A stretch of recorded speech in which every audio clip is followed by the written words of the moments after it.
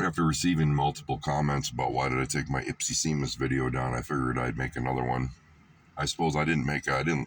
I was a little bit too hasty in the videos that I deleted last time and didn't really realize I deleted the great work video. So here goes. Kind of forcing this one because it was kind of a request, a quasi request. Oh, I want to take care of one comment too. There's a beautiful comment out there on one of my videos that says, "You're like an anti-racist Hitler." Hope I don't get banned saying the H word, because that's just as bad as saying self-H. You see, I'm a modern day warrior when it comes to censorship. That's what I am. It's like, what's Mobus doing? I mean, I'm a modern day warrior against censorship. I don't believe in censorship. If you're 18, you should be able to consume with your ears and eyes whatever the hell you feel.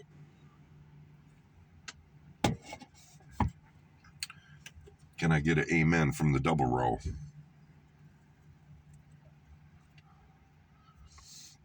Great work is to ascertain the knowledge and conversation of your holy guardian angel, which some could say is your higher consciousness. Or if you believe in deities or whatever, it could be an actual spirit. I mean, it doesn't matter. That's your choice and your path and your individual way that you want to acquire knowledge. And the great work the capitulation of the great work is far beyond that. There's much more than that. But the great work for the student is to realize that God has put every single star in the firmament, and that He has named and placed every star in the star.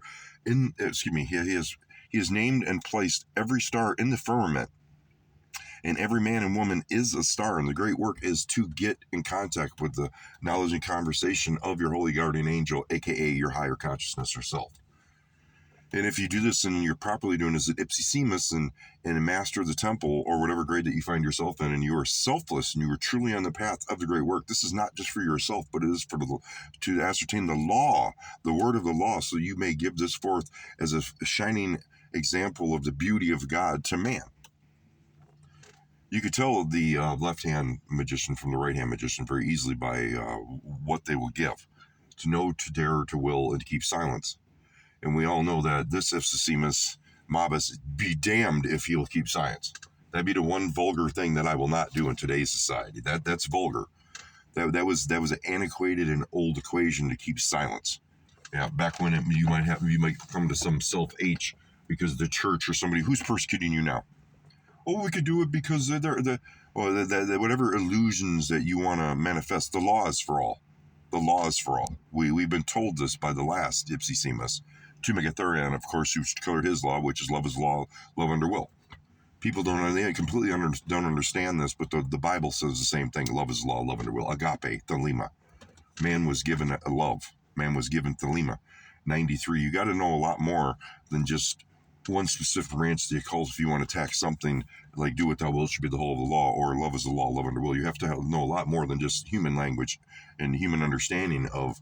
You got to take verses as they are and pick them apart. But I'm not going to get into geometry or the Kabbalistic codes or the Kliplaf. I will get into that real quick, that if you're going to go into the Kabbalistic traditions, that no, there's a Kliplaf, that nothing it can be ascertained. There is no yellow brick road, if you will. And that the Kliplaf is superimposed upon the Kabbalah, which is the tree of life, and that the two will ever be forever joined in death. The chakras and the paths and death. Death, if you will, is the multiverse. Death, if you will, is a mirror that's constantly spinning. Death is where the negative and positive sun are. Death, if you will, is like the heartbeat of where the spiritual and material meet on the tree of life.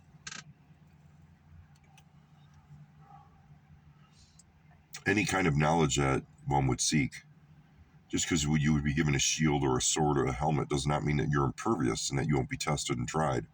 And I think a lot of the downfall is,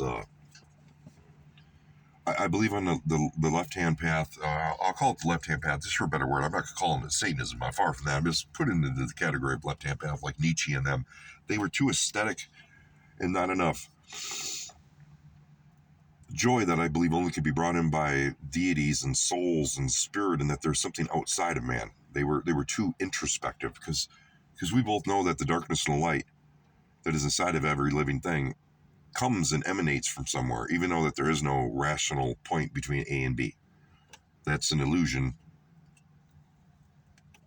Everything's an illusion, though, if you get down to it. But what is an illusion if you get down to it? That the truth is something that is but can never be, which means it always is. Then depends on I guess the cup half empty or the cup half full type mentality. I went into the great work with the cup overfilling mentality. Seek ye God, young man. They didn't say where. And then the lack of masters in this day and age really sets one on a course where they have sails and no anchor, and they can't port. It's the most foolish and asinine thing in today's society to get in any kind of spirituality. And for anyone to say that there is not a great battle between positive and negative, and there hasn't always been, you wouldn't believe in science fiction then, you wouldn't believe in poetry, art, music, the hearts of people, yourself. You would deny that you have a shadow self. You would deny that you have a bad part of your brain that you don't like to interact with, that it says hostile, irrational, and stupid things sometimes, but you also have that voice you're completely unaware of that will tell you live, fight, or run. Is it because it's the folly of some masters to think that people have the consciousness and the ability to understand what one would say in a simple way without any high vocabulary or using big words about what the higher consciousness is to man, to humans? See, and I err because I forego the new titles. When I mean man, I mean all living things on earth. That is what man is to me. Human. I just left the hue part out. Mankind consists of all living organisms. This is our domain.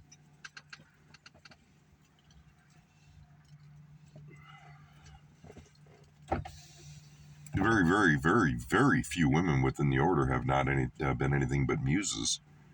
We've had a few of the Madame Curies and the Madame Blavatsky's, but they've been far and few in between.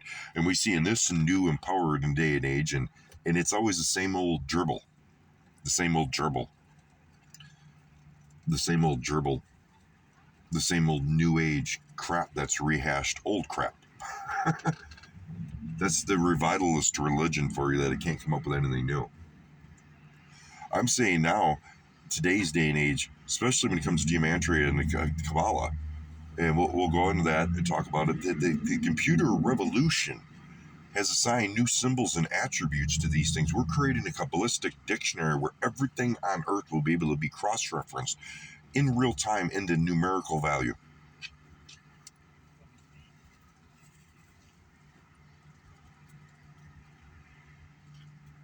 That we have an online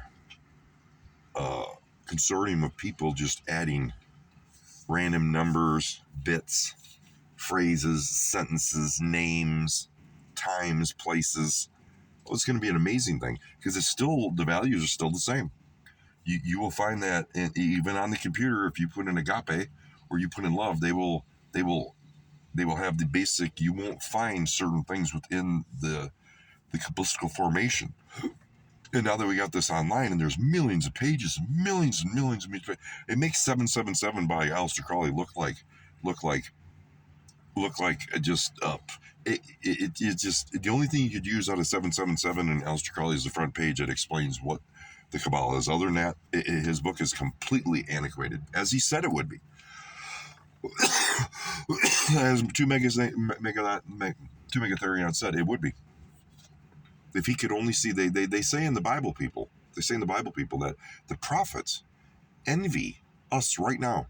What we have at just the disposal of our fingertips when it comes to knowledge. And what do? We swipe.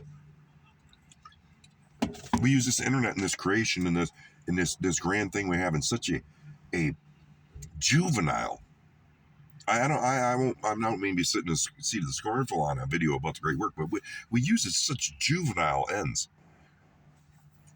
for eye candy, for mass consumerism, and this is a day and age where the prophets envied us. Every man and every woman is a star.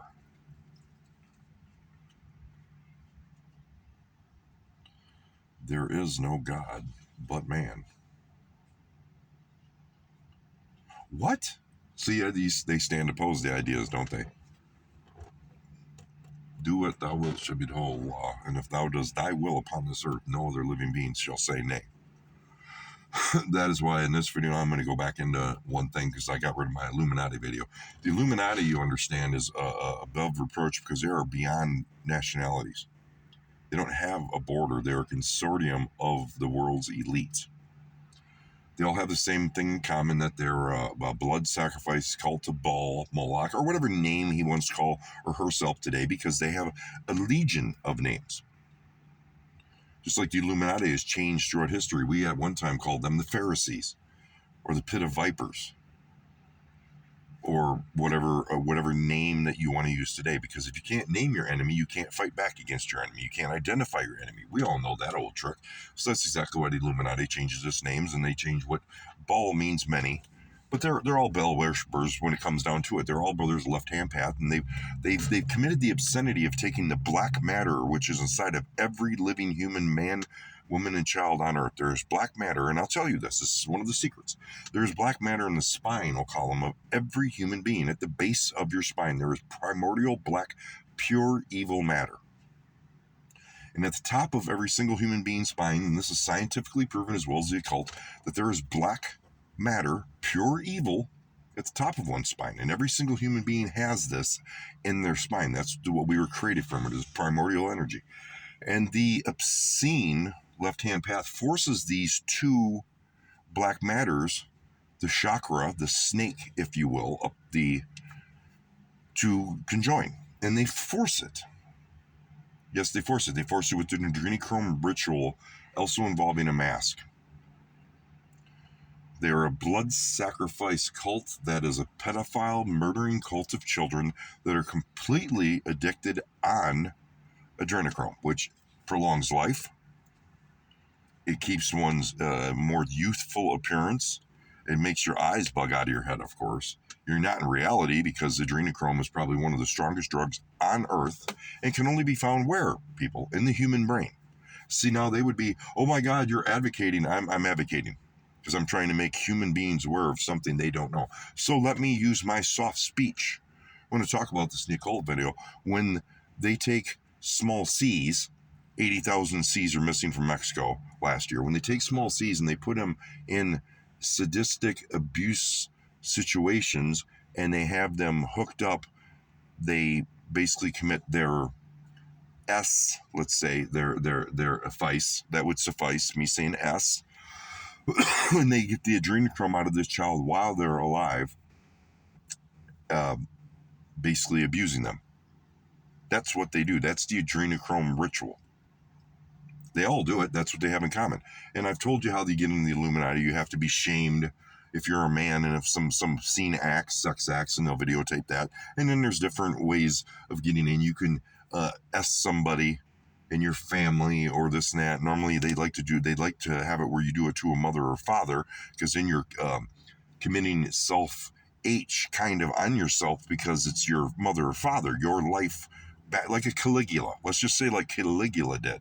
I believe it was Caligula or Nero, one of the two. I think it was Caligula did it. And then by the time you get in and you're a full-blown adrenochrome drunkie, which is the final step, and if you happen to be a man,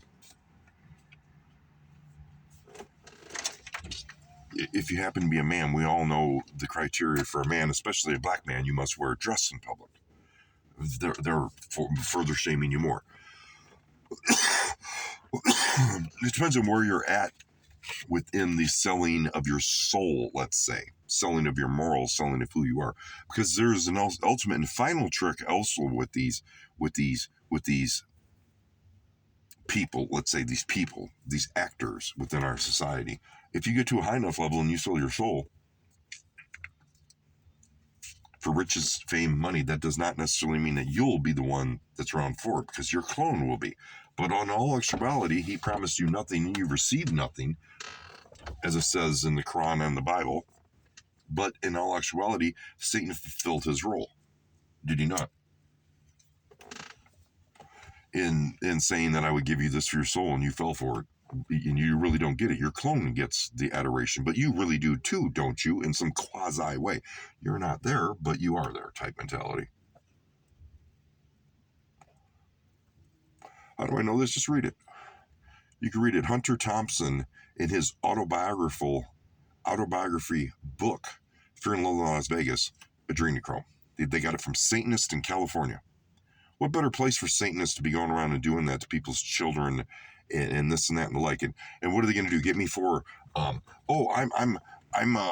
picking on a small group of people because the truth. It explains a lot of the sex trafficking.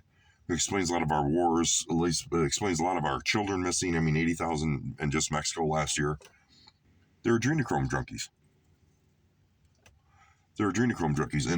And none of them have ascertained actually any kind of power over anybody other than the masses. Other than that, they're weak, cowardly, soft, and absolutely no intelligence. None. Satan and his ilk, or whatever you want to call him, on the left-hand path that have sold themselves for this here now, have inherited the earth, and they're probably the stupidest because they have no creativity. Just watch them. Everything is massive repetitions. Everything is redos. Prose, a prequel, a sequel, a part 1, a part 8, a part 12. They have absolutely no creativity, and they're stuck in a box of massive repetition. They're going to do exactly what the Bible says. The Quran says, all the apocalyptic traditions say at the end, how evil basically kills itself because a house divided will not stand. I'll get into that too. Let's get into that real quick too. The Qliphoth, because we all know that the Kabbalah, each individual chakra has an angel, let's say, or an attribute. One side is artistic, the other is not. It's more narrow-minded thinking. One is for the left brain part of us, and the other is for the right hand brain part of us, right? And the two try to combine. That is basically the Kabbalah in a nutshell 101. You can use it as a self-help chart trying to attain Anna Sophia, which is very few of us do, which Anna Sophia is the highest mode of consciousness attainable on this earth. You can't go any further past that because you have to go past earth and not be of the flesh. The cobs could not be in the coup. We could only be cobs at that point, which is only soul, only the energy, if you will, could go past Anna Sophia. Now I've digressed a little bit, but the Kabbalah, what they don't tell you is the Qliphoth is the shells, while the Kabbalah is life, is the tree of life, while the Qliphoth is the tree of death, which is superimposed and always there, always on every path, always imposed in like a multiversic type of mentality, if you could say, that you have to negotiate too. And the Qliphoth is in the shells, and the shells now are not filled with the same powers as the angels. They're filled with the archangels and or demons, depending on how you want to look at it. The negativity. But the two always are in equal and opposite in even togetherness, if you can say that, in death. So the great folly, on purpose, to not tell the uninitiated, is that the Kabbalah is a safe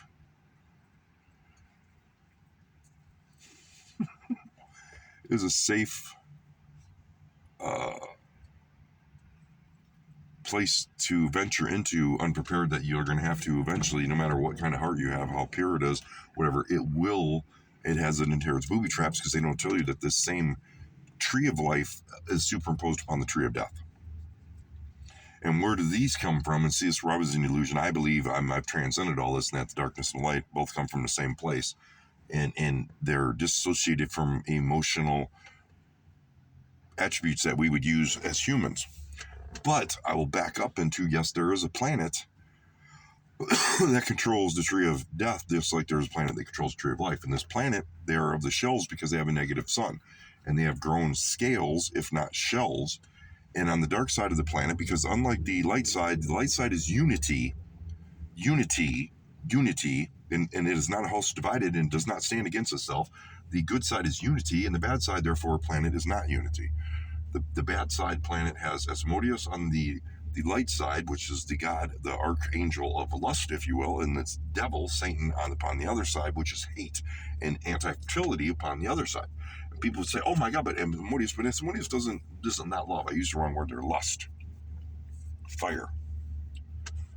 Now, if you just look at what I said in Asmodeus and Satan, you would instantly attribute, well, I would want Satan to lose. But doesn't that just disconnect you from the reality of you just picked an archdemon, which is Asmodeus, which is more likable to the human psyche. But that's where you got to look over if the darkness and the light is just shown right there. There's no such thing as emotional attributes to Asmodeus or Satan as we mortals would see them on the end of this part of being in Malkuth. Now let's get on to something else too. Malkuth, what is the symbol of God in the Tree of Life upon the cliffs to pass, all the way up to Keter. Keter, Keter, or KTR, or Kether, Kether. We all know we're in Malkuth, and that's the physical plane. Yesod, all that other stuff. But what is Keter?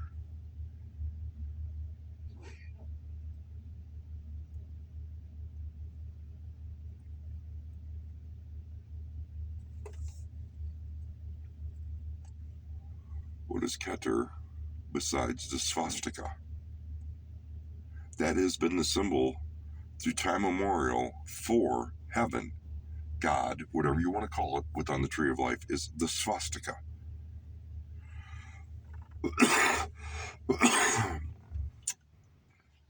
That is why some people have filled it with a negative connotation, because they have taken control over the masses symbol for God.